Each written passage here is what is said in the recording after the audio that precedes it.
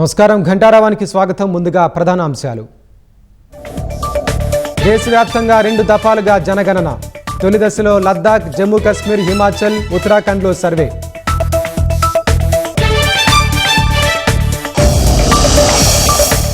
IPL champions స్వాగతోత్సవంలో అపశృతి. Chinnaswamy stadium వద్ద తొక్కిసలాటలో 8 మంది మృతి.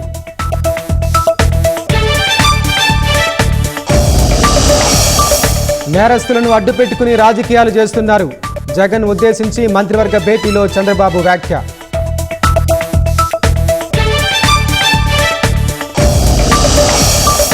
క్వాంటమ్ కంప్యూటింగ్తో సమయం ఆదా అవుతుందన్న సీఎం. వ్యాలీ డిజైన్లు పరిశీలించాలని పవన్ కళ్యాణ్కు సూచన.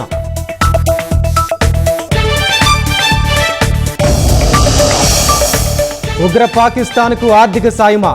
పునరాలోచించుకోవాలని ఏడీబీకి భారత్ సూచన.